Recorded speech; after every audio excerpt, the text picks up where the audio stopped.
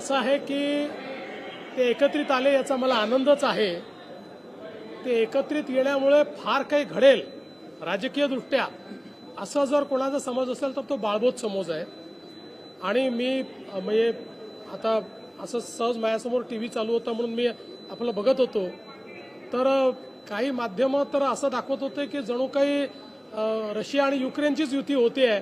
इकडनं झेलेन्स्की निघाले, तिकडनं पुतीन निघाले आणि आता ही युती झाली। मला असं वाटतं की कुठल्याही एखाद्या पक्षाला निवडणुकीतलं आपलं अस्तित्व टिकवण्याकरता जे काही करावं लागतं त्या दृष्टीने दोन पक्ष जे अस्तित्वाकरता लढतात त्यांनी केलेली युती आहे। त्यापेक्षा पलीकडे त्याच्यामधनं काही फार अन्वयार्थ काढण्याचं कारण नाही आहे। यांनी फार काही परिणाम होईल असं देखील मला वाटत नाही। याचं कारण ज्या प्रकारे मुंबईकरांचा विश्वासघात या मंडळींनी सातत्याने केलाय, ज्या प्रकारे मराठी माणसाला मुंबईच्या बाहेर घालवण्याचं काम आणि पाप यांनी केलेलं आहे, ते मराठी माणूस यांच्या सोबत नाहीत। आणि ज्या प्रकारे अमराठी माणसावर सातत्याने हल्ले केले आहेत तेही यांच्या सोबत नाही। मुंबईमध्ये कोणी यांच्या सोबत येणार नाही। यांचा ट्रॅक रेकॉर्ड हा केवळ भ्रष्टाचाराचा आहे। यांचा ट्रॅक रेकॉर्ड हा केवळ स्वहिताचा आहे। निवडणुका आल्या की भावनिक बोलायचं। आता भावनिक बोलण्याला जनता भुलणारी नाही। त्यामुळे निश्चितपणे या निवडणुकीमध्ये त्यांनी अजूनही 2-4 लोक सोबत घेतले तरीही मुंबईकर हे महायुतीचं काम बघून, महायुतीने केलेला विकास बघून, महायुतीने भविष्यातली जी मुंबई तयार करणं सुरू केलं आहे ते बघून आणि विशेषतः मराठी माणसाला मुंबईतच घरं देण्याचा जो कार्यक्रम महायुतीने सुरू केलेला आहे त्यामुळे निश्चितपणे महायुतीच्या पाठीशीच मुंबईकर उभे राहतात। आकडे सांगणार नाहीत, मात्र मुलं पळवणारी टोळी तयार झालेली आहे, त्याच्यामुळे आकडे आता सांगणार नाहीत असं देखील तुम्हाला असं आहे की आकड्यांशी माझा काही संबंध नाही। त्यामुळे त्यांच्या मनात काय आकडे आहेत, ते कुठे आकडे लावतायत, मला त्याच्यात इंटरेस्टही नाही।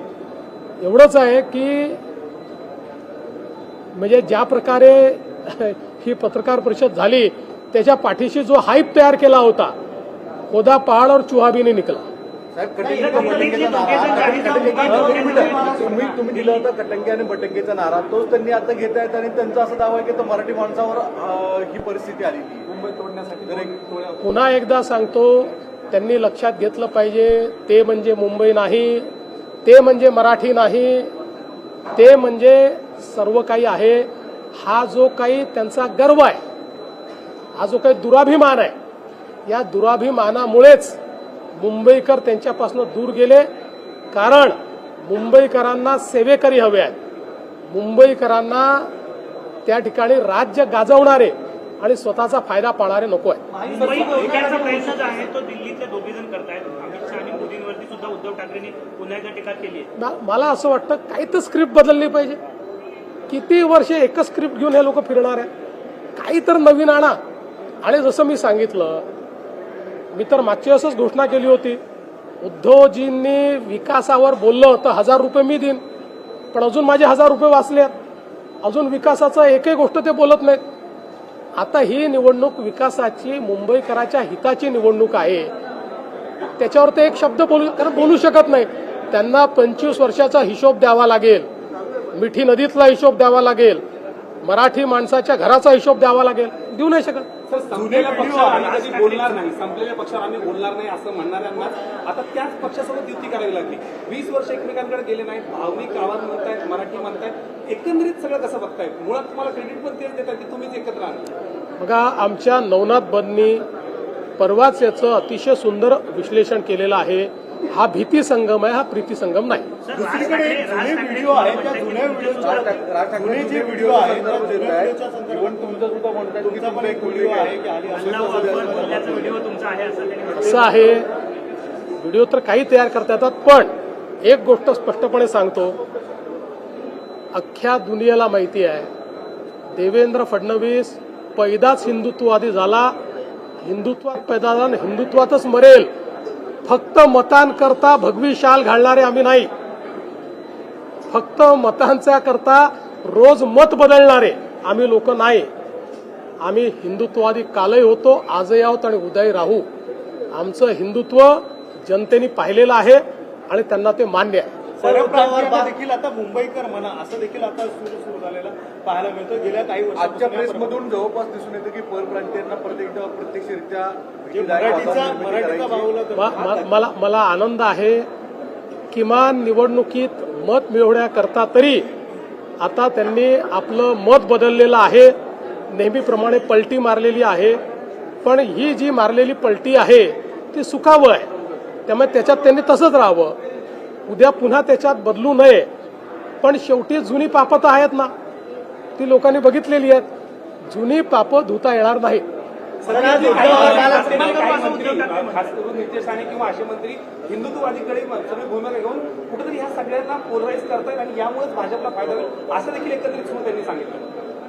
असं आहे, मुंबई आणि महाराष्ट्र हा हिंदुत्ववादीच आहे.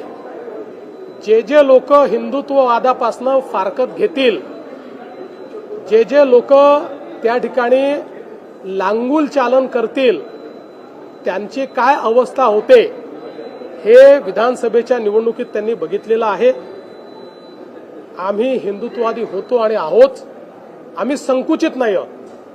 आमचा हिंदुत्ववाद हा केवळ पूजा पद्धतीवर आधारित हिंदुत्ववाद नाही आहे, तो भारतीय जीवन पद्धतीवर आधारित आमचा हिंदुत्ववाद आहे. या भारतीय जीवन पद्धतीला स्वीकारणारा, भारतीय समाजाची, हिंदू समाजाची जी मानकं आहेत त्यांना जो मानतो, प्रभू श्रीराम हे केवळ देव नाहीत, हे आमच्या संस्कृतीचं मानक आहे. त्यामुळे जर प्रभू श्रीरामांना कोणी मानत असेल तर त्याची जात धर्म आम्ही पाळणार नाही, त्याला आम्ही सोबत घेतलेला आहे. आमचं हिंदुत्व व्यापक आहे, पण आम्ही हिंदुत्व सोडणार नाही, सोडलं नाही. त्यामुळे पलटी मारणाऱ्यांनी आम्हाला सांगू नये. राज और उद्धव एक साथ आए हैं और ये कह रहे हैं कि बीएमसी में घोषणा होणार आहे कारण मुंबई आणि महाराष्ट्र त्याची आकडेवारी क्लिअर येणार आहे का? आमची युती अंतिम टप्प्यात आहे, लवकरच आम्ही त्याची घोषणा करू. राज और उद्धव एक साथ आए हैं सर, कह रहे हैं कि बीएमसी में इस बार वो इतिहास बनाएंगे. किस तरह से देखते हैं आप? देखिए, हाइप तो ऐसे क्रिएट की जा रही है मानो रशिया और यूक्रेन ही साथ में आ गया और जेलेंस्की और पुतिन बात कर रहे हैं. इस प्रकार की हाइप दो पार्टियां जो अपना अस्तित्व खोज रही है, जिन्होंने अपना अस्तित्व गंवा दिया है, जिन्होंने बार बार भूमिकाएं बदलकर लोगों के बीच अपने बारे में अविश्वास पैदा किया है, जिन्होंने तुष्टीकरण की नीति को अपनाकर एक प्रकार से अपना वोट बैंक खो दिया है, ऐसी दो पार्टियां साथ में आई है तो उनके साथ में आने से कौन सा फर्क पड़ने वाला है? ये तो दोनों अपना अस्तित्व बचाने के लिए साथ में आए हैं. अस्तित्व बचाने के लिए साथ में आकर कोई चुनाव नहीं जीता जाता. जो मुंबई के लोग हैं उन्होंने हमारा विकास का काम देखा है, मुंबई के लोगों ने हमने किया हुआ परिवर्तन देखा है, इसलिए मुंबई हमारे साथ है, मुंबई हमारे साथ रहेगी. हमारी महायुति मुंबई जीतेगी. उद्धव जी का बयान है कि अमित शाह और मोदी ये सारी पार्टियां तोड़ने का काम करते हैं, लोगों को चुराने का काम करते हैं. देखिए, उद्धव ठाकरे जी एक बहुत ही निराश और फ्रस्ट्रेटेड इस प्रकार के व्यक्ति है. इसलिए मुझे ऐसा लगता है कि वो जब बार बार वही चीजें कहते हैं तो आप भी उसको तवज्जो मत दो और मेरा भी टाइम बर्बाद मत करो. नवी मुंबई विमानतळासंदर्भात आपके भी साथ हैं, उनकी हिंदुत्ववादी विचारधारा, लेकिन अब विचारधारा पूरी तरह से परिवर्तित है. जमीन उलेमा हिंद के लोग वहाँ समर्थन कर रहे हैं, बाकी सारी चीजें हो रही हैं. क्या राज ठाकरे, उद्धव ठाकरे पूरी तरह से विचार बदल चुके हैं? देखिए, मुझे तो अब ये लगता है कि हिंदू हृदय सम्राट शिवसेना प्रमुख बाळासाहेब ठाकरे के बाद अब उद्धव जी के पास या राज जी के पास कोई विचार ही बचा नहीं. इनके पास कोई विचार नहीं. ये अवसरवादिता की राजनीति करते हैं. विचारों की राजनीति इन्होंने समाप्त कर दी, इन्होंने दफना दी. विचारों की राजनीति को दफना कर अवसरवादिता की राजनीति करते हैं, इसलिए तुष्टीकरण कर रहे हैं. नवी मुंबई विमानतळात उद्यापासून हे सेवेत येणार आहे. दिबांचं नाव हे याची नावाची चर्चा होती. काय नेमकं सध्या स्टेटस आहे? साहेब, पहिल्यांदा तर या गोष्टीचा मला अतिशय आनंद आहे की नवी मुंबई विमानतळ उद्यापासून सेवेत येत आहे. त्याला लोकनेते दिबा पाटील साहेब यांचं नाव देण्याचा प्रस्ताव महाराष्ट्र सरकारने केंद्र सरकारकडे पाठवलेला आहे. तो प्रस्ताव केंद्र सरकारकडे ॲक्टिव्हली विचाराधीन आहे. त्याच्यावरची कारवाई चाललेली आहे. त्या संदर्भात आम्ही केंद्रातल्या सर्व नेत्यांनाही भेटलो आहेत. त्या संदर्भातचं सूतोवाच हे आम्ही माननीय प्रधानमंत्री महोदयांकडे देखील केलेलं आहे. मला विश्वास आहे की त्याला मान्यता मिळेल आणि लवकरच या विमानतळाचं नाव हे दिबा पाटील विमानतळ होईल. कॅबिनेटने नगराध्यक्षांना अधिकार दिलेला आहे मतांचा, तो नेमका का आहे त्याचा उद्देश नाही, असं नाही. मुळामध्ये एक कायद्यामध्ये त्रुटी अशी राहिली होती, एखादा व्यक्ती हा नगराध्यक्ष म्हणून निवडून आला आणि नगरसेवक म्हणूनही निवडून आला तर त्याला एक पद सोडावं लागत होतं. त्यामुळे आज असा निर्णय करण्यात आलाय की तो नगराध्यक्ष आणि नगरसेवक दोन्ही राहू शकतो, पण त्याला मात्र एकाच मताचा अधिकार असेल. तो दोन व्यक्ती म्हणून राहणार नाही. नगरसेवक म्हणूनच तो मतदान करू शकेल. अर्थातच समजा समसमान मतं आले तर कास्टिंग वोट हे अध्यक्षालाच असतं, त्यामुळे त्याला एका मताचा अधिकार असेल एवढंच सांगितलं.